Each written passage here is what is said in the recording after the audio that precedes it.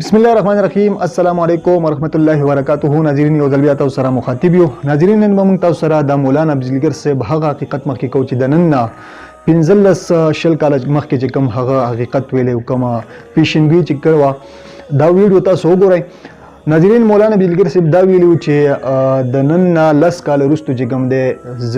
تاسو لونه چې کوم دي تاسو زامن چې کوم دي هغه بډمانې که تاسو یقین نه راځي نو دا حقیقت موږ تاسو سره شیر کوو. تاسو په خپل دا ویډیو ګورئ لاونه د مولانا بزلګر صاحب دا خبرې تاسو لګي واورئ.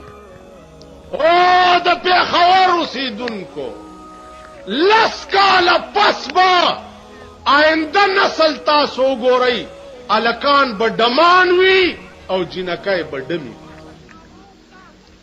د وی سی آر او د ټي وي د برکت به زمون خزي ډمی وي او زمون زامن بډمان دروغ وای زمون خزي بډمی وي او ګورای د ټي وي په پردا د ډمی چې کم فیشن دا خزي وګوري سباله هغه فیشن جوړ کړی او پکې سخانه کې روان د ټي وي په پردا د ډم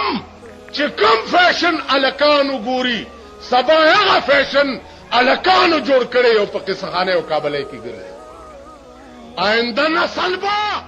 دمان جی ناظرین تاسو دا مولانا صاحب خبرې واورېدلې. زمونږ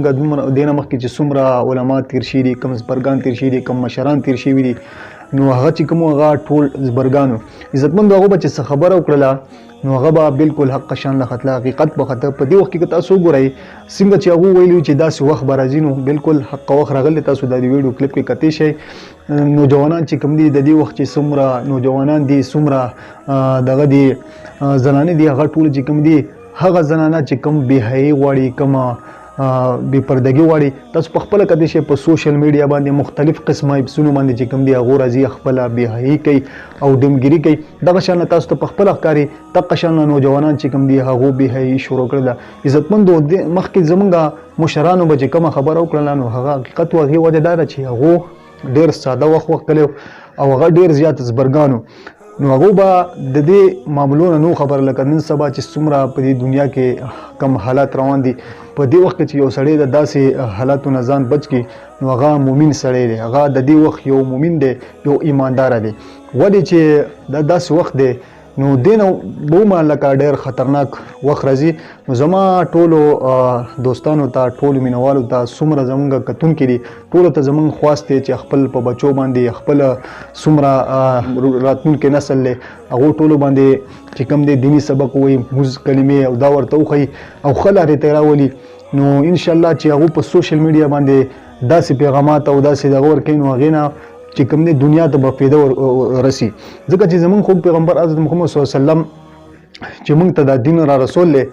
نو هغه په اخري خطبه کې دا ویلو چې دین ما خپل طرف نه تاسو ته راورسو او اوس تاسو کار دی چې دا تاسو مخې ته ورسوئ. نو هغه دین چې کوم دی هغه موږ خلکو مخې ته ونه رسو نو هغې نه موږ فایده وانه غستله او زموږ نوجوان نسل چې کوم دی هغه ډېرې غلطې لارې ته روان دي. که چېرته موږ ورته موز سبق ښیلی موږ ورته کلمې ښیلی موږ ورته نور د دین کار خېلې قرآن شریف ورته خېلې نو زموږ نوجوان کم مستقبل دی نو هغه به ډېر ښه طرف ته روان نو اخره کې به موږ تاسو نه اجازت وغواړو د الله په امان.